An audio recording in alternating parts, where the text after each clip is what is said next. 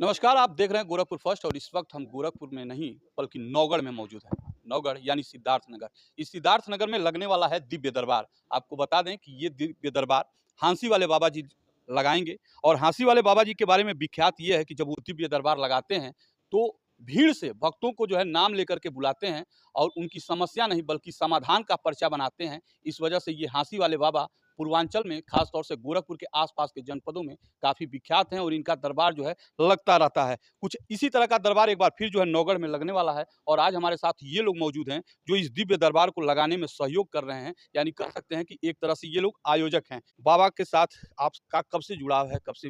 बाबा के साथ हमारा दूसरा साल है जी।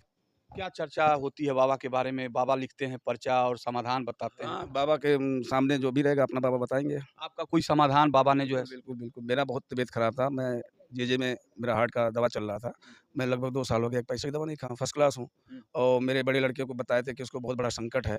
वो जो बताए थे जिस रास्ते से मैं चल रहा हूँ, अभी जस्ट मैं मंदिर से पूजा ही करके आ रहा हूँ। मेरा डिप्टी बाबा जहाँ लगाया मैं कर रहा हूँ। हाँ, वहीं से तुरंत आ रहा हूँ। अच्छा, जी, क्या नाम है आपका? राधेश्याम विश्वकर्मा। कहाँ के रहने वाले हैं? ऐसे भीमा पार सिद्धार्थ नगर का। हाँ। जी। बाबा के बारे में आपको जानकारी कैसे हुई? मान लीजिए 2 साल से तो आप असल जान रहे बात है, लोग पिछले साल टीम वाले जो है पर्चा बाँट रहे थे, तो मैं अपनी दुकान पे था। मैंने बोला भाई क्या हो रहा है? तो बोले बालाजी का दरबार लगेगा। मैं सबको बुलाया, सबको बैठा के चाय-पानी करवाया। चाय-पानी के बाद में मैंने कहा मैं भी चलता हूँ साथ में।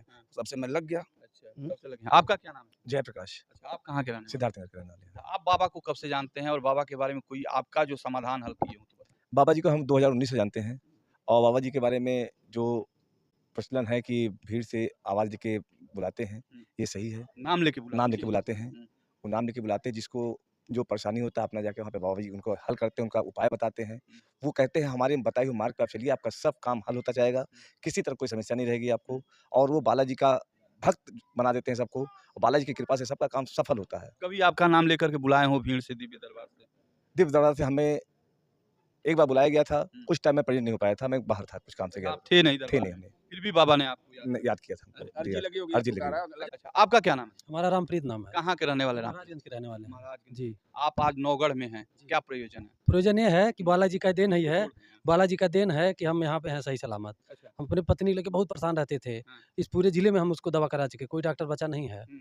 कोई पकड़ ही नहीं पा रहा था। कौन से जिले? महाराजगंज जिले में? नहीं, इसी ज़िले में अच्छा, नौगढ़ हम में। यही काम करते हैं। अच्छा, हाँ, हम मुख्यालय पे हैं, अच्छा। तो कचहरी में। पूरे जनपद के डॉक्टर जो है फेल हो गए हाँ, थे। फेल हो गए थे। फिर ठीक कैसे हुआ? तो गुरुजी हमको मिल गए कि कहाँ मिल गए? यहीं सिंहेश्वरी मंदिर पे दरबार लगा था। अच्छा। तो वहाँ हम गए, हाँ। तो हम तो कहें भाई इससे क्या होगा जो है, ये क्या करेंगे? हमको विश्वास नहीं था। हाँ, मगर आपको भी लगा होगा कि इस समय जो है विज्ञान जी, है, जी, जी। ये सब जो है तो ढंड का पत्नी हमारी चुपके से आई किसी के साथ, मतलब औरतें आई अच्छा, मोहल्ले। आपको बिना बताए आई? हाँ, हाँ। तो मोहल्ले की आई औरतें, हाँ। उनके साथ आई अपना, फिर वो देखी यहाँ पे, फिर हमको फ़ोर्स करने लगी कि चलना है, जो है।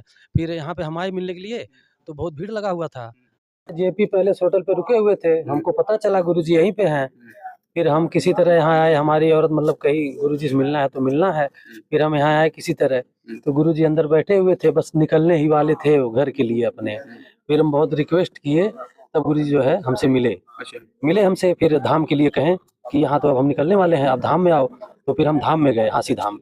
वहाँ गए तो 11 हमारा अर्जी लगा, मतलब 11 बार धाम में जाना है। 11 बार? हर 3 महीने में हम जाते हैं वहाँ। अच्छा। तभी से हम 1 रुपए का कोई दवा, टेबलेट, कोई भी चीज़ हमारे पूरे घर भर के लोग कोई नहीं खाता है। तो जो समस्या आपकी पत्नी को था वो हाँ, समाधान अब हुआ? वो समाधान हो गया और उसके बावजूद हमारा भी जो है समस्या समाधान हो ये गया। सब बालाजी की कृपा हाँ, है। बालाजी का कृपा ही है। हमारे बच्चे या पूरे परिवार को एक टेबलेट नहीं खाते हैं, सोच लीजिए। हमको खुद शुगर है, अच्छा। मगर हम शुगर का दवा नहीं खाते हैं। अब सोच लीजिए। आपको क्या समस्या थी जो आप दरबार में आए?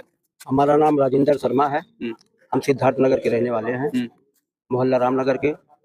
हमारे 3 बच्चे और 1 बच्चियाँ थी। हुँ। हमारी समस्या ये थी कि हमारी बच्ची की शादी होनी थी। हुँ। तो शादी में हम चिंतित रहते थे हमेशा। 2021 में गुरुजी से मुलाकात हुई और फिर मैं अर्जी लगाया। लोग बताए कि अर्जी लगा दो, अर्जी मैं लगाया।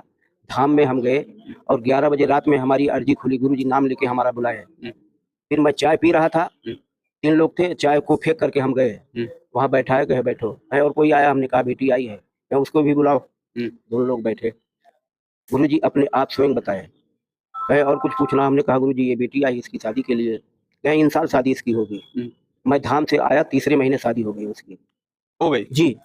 तो ये महिमा है बाबा का। जब बाबा अपना दरबार लगाते हैं तो जैसा आप लोग जानते हैं कि बाबा के लाखों भक्त हैं और भक्तों की भीड़ लगती है उस दरबार से, जो है एक एक लोगों को नाम लेकर के बुलाते हैं और समस्या नहीं समाधान बताते हैं, है ना। अर्जी कैसे लगाते हैं बाबा के?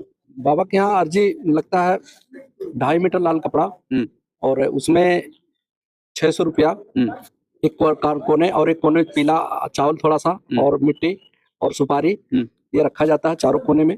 रख के अपनी मनोकामना जो आपके अंदर संकट है, जो समस्या है, उस समस्या को लेके और वो 21 बार घुमा करके सर से फिर किसी स्थान पे सुरक्षित जगह रख दिया जाता है। जब बाबा के दरबार में जाना होता है तो वो साथ में सुरक्षित ले जाके उनके दरबार में उनको चढ़ा देते हैं। आपका क्या नाम है सर? नंद किशोर नाम है मेरा। नंद किशोर जी, आपका कोई ऐसा वाकया हो जो इस दरबार में आने से जो है हल हुआ? जी मेरा बहुत वाकया था। मैं बीमार था, मुझे एक्सीडेंट हुआ था, मेरा हाथ काम मतलब करना बंद कर दिया था, पैरालाइज हो गया था। उसके बाद मैंने कई डॉक्टरों के पास गया, या आपका संजय जायसवाल गोरखपुर गए, कभी कहा मैं ठीक नहीं कर पाऊंगा। फिर एक और डॉक्टर हैं आपका बेतिया आता है, उनके पास भी गया, वहाँ भी मतलब वो कहे कि नहीं ठीक हो पाओगे, ऑपरेशन करेंगे, ऑपरेशन कामयाब नहीं होगा। उसके बाद मैंने पीजीआई गया, वहाँ भी मेरा कोई हर जगह थक ठीक कैसे हुआ? फिर मैं राम मनोहर लोहिया में भी गया था, वहाँ भी दिखाया तो वहाँ भी नहीं। तो फिर एक लोग उसका बाजार के थे, वो बोले कि मतलब आप एक बार 20-15 रुपये की दरखास्त लगाइए। तो हम तो बेड रेस्ट थे, लेकिन मैडम मेरी लगाई 15 रुपये की दरखास्त। और दरखास्त मतलब मैं नहीं गया, ना कोई गया, वो दरखास्त धाम में गया। और धाम में जैसे गया तैसे महाराज जी पीपीगंज में दरबार लगाए थे। उसके बाद मैं वहाँ गया, वहाँ किसी मुलाकात हुआ, मतलब उस दरखास्त से ही मेरा बहुत कुछ लाभ हुआ। बहुत कुछ लाभ मतलब सारे देखिए आपके सामने स्वस्थ हो। डॉक्टर ने बोला कभी आप मतलब उठ नहीं पाओगे। अंतिम सवाल आपसे है, कब से लगेगा दरबार और टाइमिंग क्या रहेगी? 21, 22, 23 3 दिन दरबार लगेगा। 8 बजे से प्रभु इच्छा तक चलेगी। प्रभु इच्छा तक और सुबह शाम संकट निवारण हवन होगा। संकट निवारण। तो आपको एक बार फिर बता दें कि बाबा का 3 दिवसीय दरबार, हांसी वाले बाबा का 3 दिवसीय दरबार जो है यहाँ लगेगा। रात 8 बजे से यहाँ दिव्य दरबार लगेगा और इस दिव्य दरबार में जो लोग आना चाहते हैं वो जो है निर्धारित तिथि पर आकर के अपनी समस्याओं को जो है रख सकते हैं। बाकी आप अपनी प्रतिक्रिया जरूर दीजिएगा इस पूरे खबर पे। फिर होगी मुलाकात अगले खबर के साथ, तब तक के लिए नमस्कार।